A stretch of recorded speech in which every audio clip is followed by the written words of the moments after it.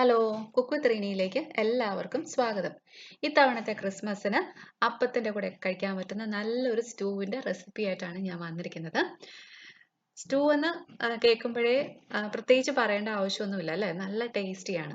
അപ്പം ഞാനിവിടെ ബീഫ് വെച്ചിട്ടുള്ള സ്റ്റൂ ആണ് തയ്യാറാക്കിയിരിക്കുന്നത്. ഇത് അപ്പത്തിൻ്റെ കൂടെ മാത്രമല്ല കേട്ടോ, ചപ്പാത്തിയുടെ കൂടെ കഴിക്കാം. അതുപോലെ തന്നെ ബ്രെഡിൻ്റെ കൂടെ നല്ലൊരു കോമ്പിനേഷനാണ് സ്റ്റൂവ്.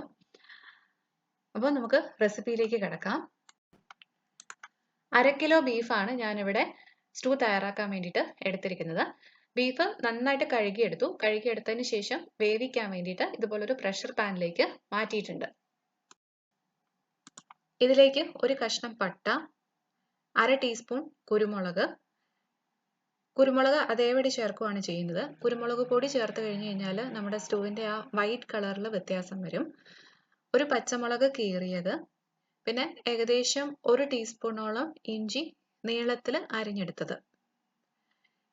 ഇത് കൂടാതെ ആവശ്യത്തിനുള്ള ഉപ്പും കൂടെ ചേർത്ത് ഇത് നന്നായിട്ടൊന്ന് മിക്സ് ചെയ്തെടുക്കാം. അതിനുശേഷം മൂടി വെച്ച് അടുപ്പിൽ നമ്മൾ സാധാരണ ബീഫ് വേവിക്കുന്ന പോലെ തന്നെ വേവിച്ചെടുക്കാം.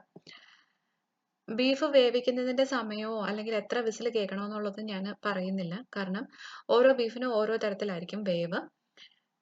ഇവിടെയൊക്കെ കിട്ടുന്ന ബീഫാണെങ്കിൽ പെട്ടെന്ന് വെന്ത് കിട്ടും. പക്ഷെ നാട്ടിലുള്ളതാണെങ്കിൽ കുറച്ചുകൂടെ സമയം എടുക്കും. അതുകൊണ്ട് നമ്മൾ സാധാരണ വീട്ടിൽ എങ്ങനെയാണോ ബീഫ് വേവിക്കുന്നത് അത്രയും സമയം തന്നെ വേവിച്ച് എടുക്കുക. ഇനി ഒരു പാൻ അടുപ്പിൽ വെച്ച് ചൂടായി വരുമ്പോഴത്തേക്കും ആവശ്യത്തിനുള്ള വെളിച്ചെണ്ണ ഒഴിച്ചു കൊടുക്കുക. എണ്ണ ചൂടായി വരുമ്പോഴത്തേക്കും അതിലേക്ക് ഒരു 2 പട്ട, 5 ഏലക്ക, 6 ഗ്രാമ്പു, ഒരു ബേ ലീഫ് ഇത്രയും ഒന്ന് ഇട്ട് കൊടുത്ത് ചെറുതായിട്ടൊന്ന് മൂപ്പിച്ചെടുക്കണം. ഇതിൻ്റെ കൂടെ തന്നെ 1/2 ടീസ്പൂൺ കുരുമുളകും കൂടെ ചേർത്ത് കൊടുക്കണം. ചെറുതായിട്ടൊന്ന് മൂപ്പിച്ചെടുത്താൽ മതി. ഒരു 10-30 സെക്കൻഡ് ഒന്ന് ഇളക്കി കൊടുത്താൽ മതിയാവും. ഇതിലേക്ക് ഇനി ഒരു 2 ടീസ്പൂണോളം ഇഞ്ചി നീളത്തിൽ അരിഞ്ഞത്, ഒരു കഷ്ണം ഇഞ്ചിയാണ്, 4 വലിയ അല്ലി വെളുത്തുള്ളി നീളത്തിൽ അരിഞ്ഞത് ഇത്രയും ചേർത്ത് ചെറുതായിട്ടൊന്ന് വഴറ്റിയെടുക്കണം. ഒന്ന് വാടി കിട്ടിയാൽ മാത്രം മതി.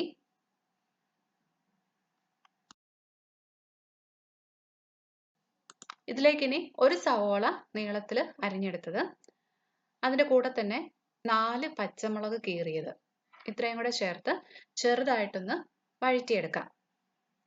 നന്നായിട്ടങ്ങ് വഴന്ന ഒരു ബ്രൗൺ കളർ ആവേണ്ട ആവശ്യമൊന്നുമില്ല. ചെറുതായിട്ട് മാത്രം ഒന്ന് വഴന്ന് കിട്ടിയാൽ മതി. അതായത് സവോളയൊക്കെ ഒന്ന് വാടി കിട്ടിയാൽ മാത്രം മതി. ഒത്തിരി നമ്മൾ വഴറ്റി ആ ബ്രൗൺ കളറൊക്കെ ആയിക്കഴിഞ്ഞ് കഴിഞ്ഞാൽ നമ്മുടെ സ്റ്റൂവിൻ്റെ കളർ തന്നെ മാറിപ്പോവും. അതുകൊണ്ട്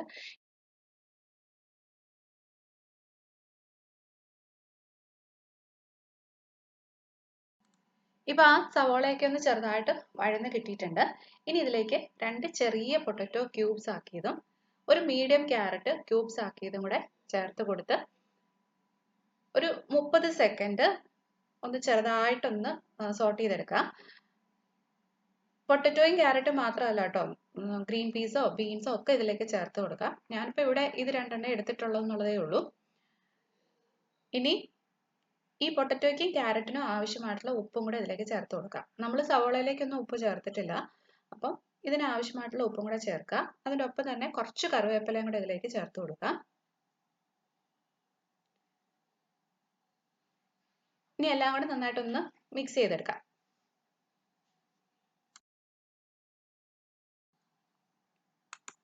ഇനി ഈ പൊട്ടറ്റോയും ക്യാരറ്റും ഒക്കെ ഒന്ന് വേവിച്ചെടുക്കണം. അതിന് ഇതിലേക്ക് കുറച്ച് തേങ്ങാപ്പാൽ ഒഴിച്ചു കൊടുക്കണം. ഇതിപ്പം തേങ്ങാപ്പാലിൻ്റെ 2ാം പാൽ, അതായത് തിൻ കോക്കനട്ട് മിൽക്കാണ്.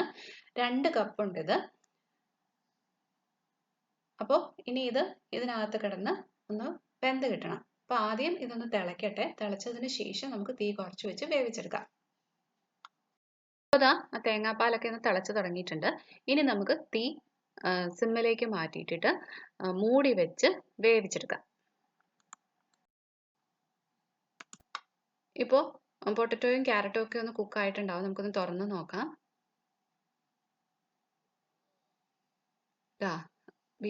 പൊട്ടറ്റോ ഒക്കെ നന്നായിട്ട് തന്നെ വെന്തിട്ടുണ്ട്. ഇതിലേക്ക് ഇനി നമ്മൾ വേവിച്ച് വെച്ചിരിക്കുന്ന ബീഫും കൂടെ ചേർത്ത് കൊടുക്കണം. അപ്പം ബീഫിനകത്ത് വെന്ത വെള്ളം ബാക്കിയുണ്ടെന്നുണ്ടെങ്കിൽ അതും കൂടെ ഇതിലേക്ക് ഒഴിച്ചു കൊടുക്കുക. അത് നമ്മുടെ കറിയുടെ ടേസ്റ്റ് കൂട്ടത്തേ ഉള്ളൂ. അപ്പം ബീഫും കൂടെ ചേർത്ത് കൊടുത്തിട്ട് നന്നായിട്ട് ഇതെല്ലാം കൂടെ മിക്സ് ചെയ്തെടുക്കുക. ഇനി ഇത് വീണ്ടും ഒന്ന് മൂടി വെച്ച് ചെറുതീയിൽ ഒരു 2-3 മിനിറ്റും കൂടെ ഒന്നുകൂടെ ഒന്ന് കുക്ക് ചെയ്തെടുക്കാം. ഇപ്പം നമ്മൾ മൂടി വെച്ച് കുക്ക് ചെയ്യാൻ തുടങ്ങിയിട്ട് ഏകദേശം ഒരു 3 മിനിറ്റ് ആയിട്ടുണ്ട്. നമുക്കിനി ഇതൊന്ന് തുറന്ന് നോക്കാം. ഇപ്പം ആ ബീഫും പൊട്ടറ്റോയും ക്യാരറ്റും എല്ലാം കൂടെ വെന്ത് നല്ലൊരു മണം വരുന്നുണ്ട്. ഇനി ജസ്റ്റ് ഒന്ന് മിക്സ് ചെയ്തതിന് ശേഷം ഇതിലേക്ക് നമുക്ക് കട്ടി തേങ്ങാപ്പാൽ ഒഴിച്ചു കൊടുക്കണം. ഞാനിവിടെ 1/2 കപ്പ് കട്ടി തേങ്ങാപ്പാലാണ് ഇതിലേക്ക് ഒഴിച്ചു കൊടുക്കുന്നത്. അതായത് തിക്ക് കോക്കനട്ട് മിൽക്ക്, തേങ്ങാപ്പാലിൻ്റെ 1-ാം പാലെന്ന് പറയുന്നത്. അതും കൂടെ ഒഴിച്ചു കൊടുക്കുക. ഒഴിച്ചു കൊടുത്തതിന് ശേഷം ജസ്റ്റ് ഒന്ന് മിക്സ് ചെയ്തെടുക്കുക. കട്ടി തേങ്ങാപ്പാൽ ഒഴിച്ചു കഴിഞ്ഞ് കഴിഞ്ഞാൽ പിന്നെ നമ്മുടെ കറി തിളയ്ക്കാൻ പാടില്ല, ഒന്ന് ചൂടായി എടുക്കുകയേ ചെയ്യാവുള്ളൂ. അപ്പം ഈ സമയത്ത് ഇതിൻ്റെ ഉപ്പൊന്ന് നോക്കുക. ഉപ്പ് വേണമെന്നുണ്ടെങ്കിൽ ചേർത്ത് കൊടുക്കുക. എനിക്ക് കുറച്ചുകൂടെ ഉപ്പ് വേണം, അപ്പം ഞാനൊരു അല്പം ഉപ്പും കൂടെ ഇതിലേക്ക് ചേർത്ത് കൊടുക്കുവാണ്. പിന്നെ നമ്മൾ പുറത്തുനിന്നൊക്കെ സ്റ്റൂ കഴിക്കുമ്പോൾ ശ്രദ്ധിച്ചിട്ടില്ലേ, സ്റ്റൂ നല്ല കുറുകിയാണ് ഇരിക്കുന്നത്. ആ ഒരു തിക്നെസ് കിട്ടാൻ വേണ്ടിയിട്ട് ഞാൻ ഇതിലേക്ക് 1 ടീസ്പൂൺ കോൺഫ്ലവർ 2 ടേബിൾ സ്പൂൺ വെള്ളത്തിൽ നല്ലപോലെ ഒന്ന് മിക്സ് ചെയ്ത് എടുത്തതിന് ശേഷം ചേർത്ത് കൊടുക്കുവാണ്. ഇനി കോൺഫ്ലവർ ചേർക്കാൻ താല്പര്യമില്ല എന്നുണ്ടെങ്കിൽ കുറച്ച് കാഷ്യൂനട്ട് അരച്ച് ചേർത്താലും മതി. അതുമല്ലെങ്കിൽ ഇതുപോലെ തന്നെ 1-2 ടീസ്പൂൺ അരിപ്പൊടി കുറച്ച് വെള്ളത്തിലൊന്ന് കലക്കി ഇതിലേക്ക് ചേർത്ത് കൊടുത്താലും ആ തിക്നെസ് കിട്ടും. ഇനി ഇതൊന്നും അല്ല, കറി ഇങ്ങനെ ഇരുന്നാൽ മതി എന്നുണ്ടെന്നുണ്ടെങ്കിൽ ഇതൊന്നും ചേർക്കണ്ട.